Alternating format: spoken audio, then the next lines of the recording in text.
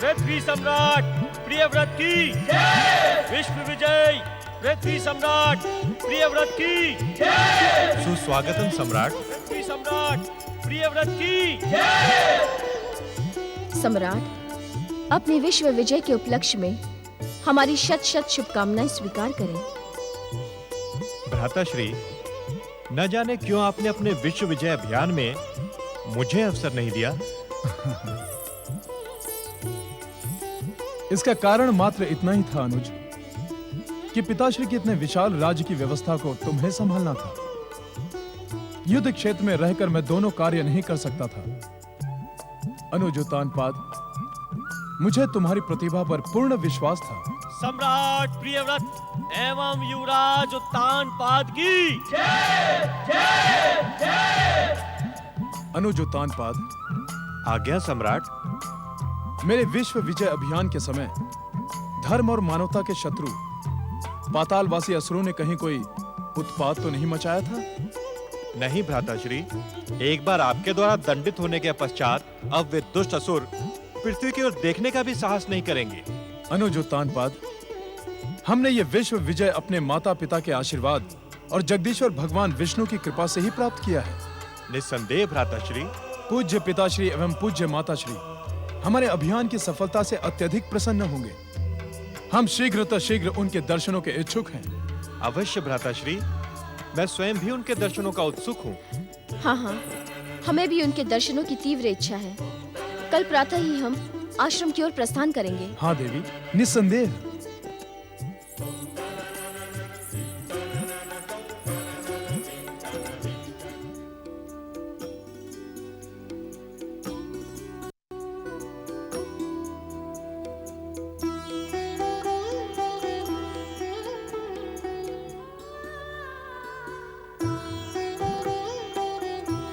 प्रिय, किन विचारों में मग्न हो आप?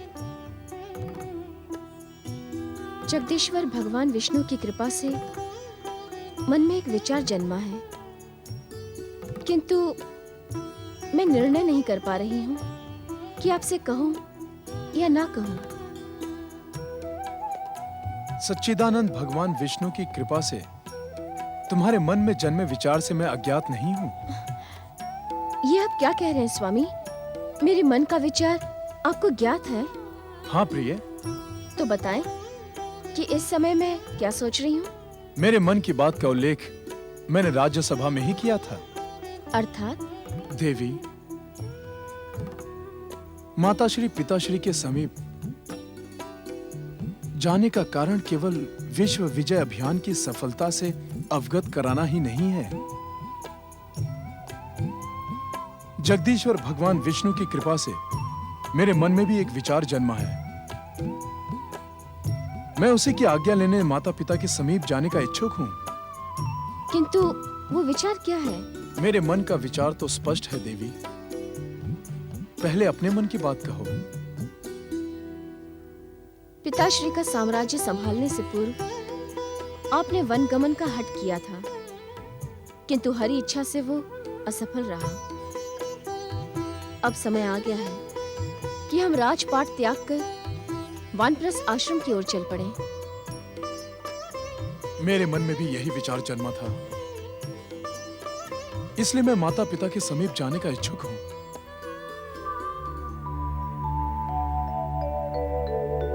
तुम्हारा कथन सत्य है पुत्र।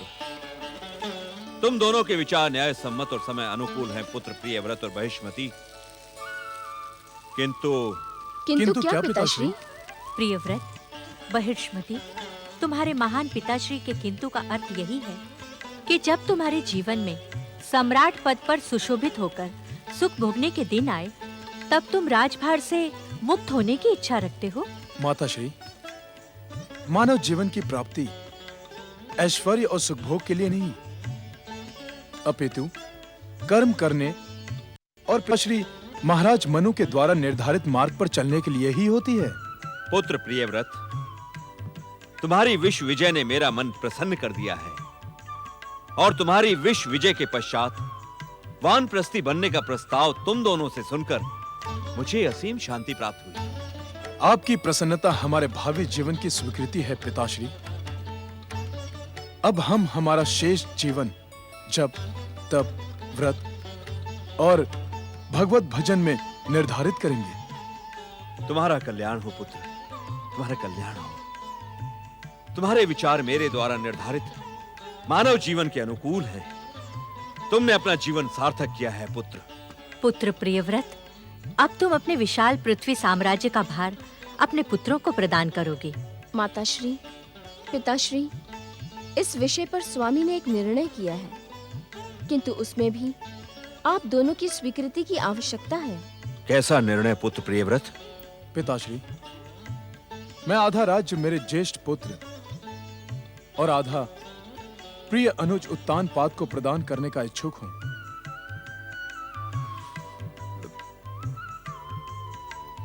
मेरे ही समान उत्तानपाद का भी मनु साम्राज्य पर अधिकार है। तुम्हारे इस न्याय युक्त निर्णय को हम अपनी पूर्ण स्वीकृति और आशीर्वाद प्रदान करते हैं पुत्र प्रियव्रत। पुत्र उत्तानपाद, तुम अपने ज्येष्ठ भ्राता पुत्र प्रियव्रत के पद चिन्हों का अनुसरण करते हुए धर्म और नीति पूर्वक प्रजा का पालन करो। जो आज्ञा पिताश्री। मैं समय समय पर आप दोनों तथा अपने भ्राता सम्राट प्रियव्रत का मार्गदर्शन प्राप्त करता रहूंगा। हमें तुमसे यही आशा थी पुत्र। तुम सबका कल्याण हो।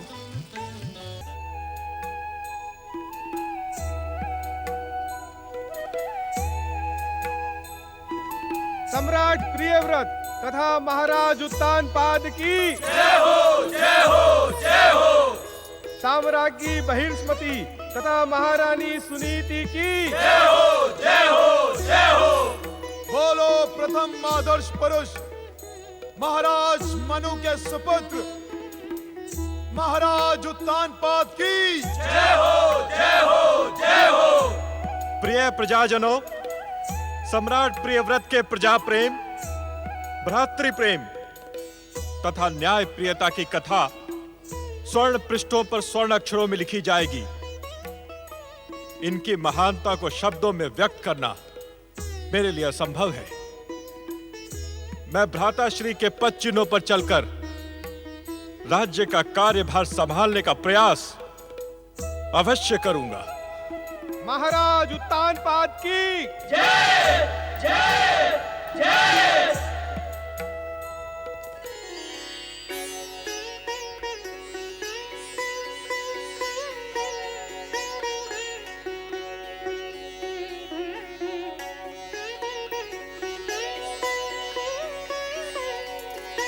महारानी सुनीति, आज राज्य सभा में मेरे हृदय में उमड़ते भ्रातृ प्रेम के कारण मैं जो कुछ भी कहने का इच्छुक था वो कह नहीं पाया।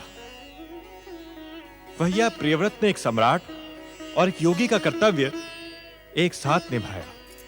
वे सम्राट रहते हुए भी राज वैभव और भोग विलास की लालसा से मुक्त रहे। उनका कार्य उनकी महानता तथा पिताश्री से प्राप्त संस्कारों का साक्षी है। क्या तुम मेरी बात से सहमत नहीं महारानी सुनीति? जो सत्य है उससे असहमत कैसे हुआ जा सकता है महाराज। सम्राट प्रियव्रत को साम्राज्ञी बहिर्ष्मति का पूर्ण सहयोग प्राप्त हुआ, परंतु इस समय मैं कुछ और सोच रही हूं। क्या सोच रही हो तुम? निसंकोच कहो महारानी। स्वामी,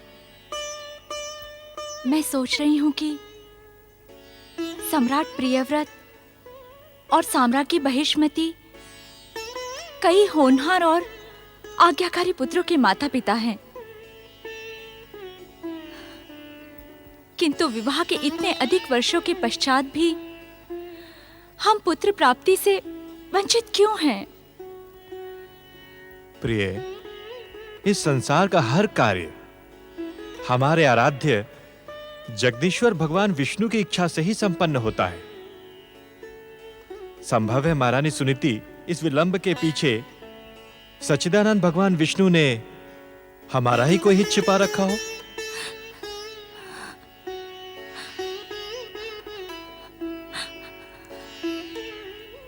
इस कारण हमें दुख न करके भगवान श्री विष्णु की कृपा की प्रतीक्षा करनी होगी।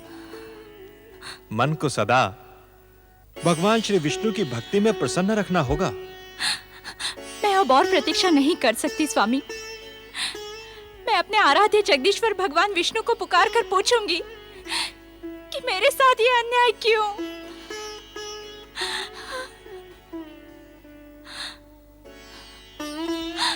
ओम नमो नारायणाय। ओम नमो नारायणाय। ओम नमो नारायणाय। ओम नमो नारायणाय। ओम नमो नारायणाय। नारायण नारायण। ओम नमो नारायणाय। ओम नमो नारायणाय।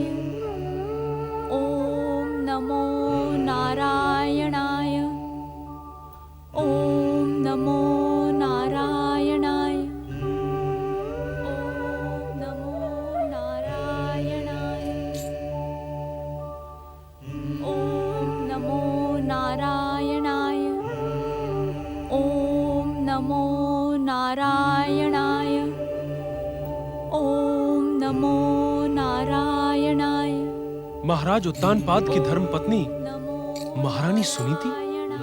नारायण नारायण। ओम नमो नारायणाय।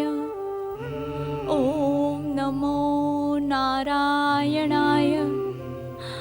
ओम नमो नारायणाय।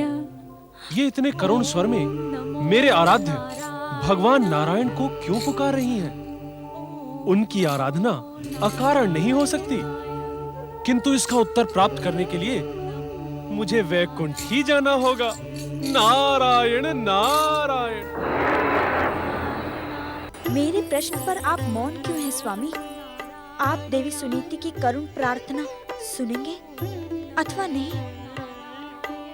अपने भक्तों की प्रार्थना अनसुनी करने का प्रश्न ही कहां उठता है महादेवी। सुनीति की प्रार्थना भी हम अवश्य सुनेंगे, परंतु नारायण नारायण।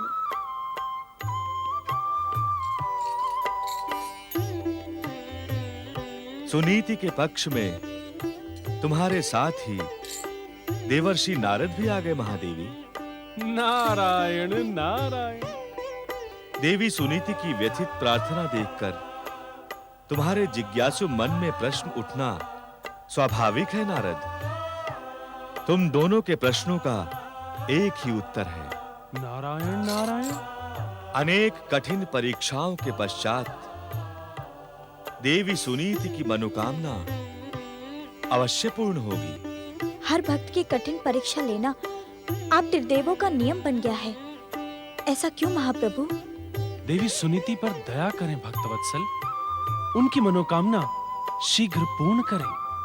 विधाता के विधान की रचना प्रत्येक व्यक्ति के पूर्व जन्मों के संचित पाप पुण्य के आधार पर होती है। हमारी भक्ति उस विधान को सरल बना सकती है, परंतु भाग्य की टेढ़ी मेढ़ी रेखाओं को सरल बनाने की प्रतीक्षा अनिवार्य है।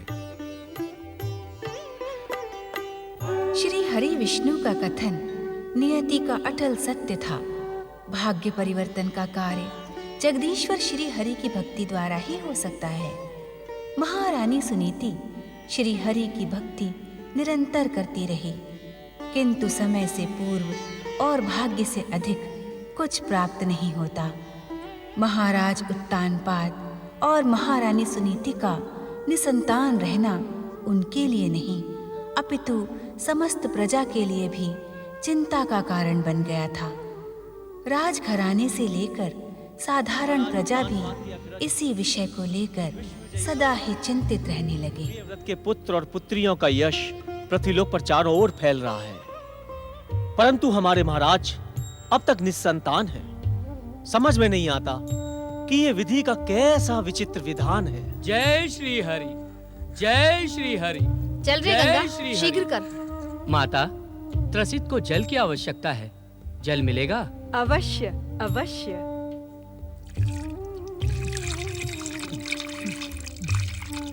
प्रणाम। तुम्हारा कल्याण हो, कल्याण हो।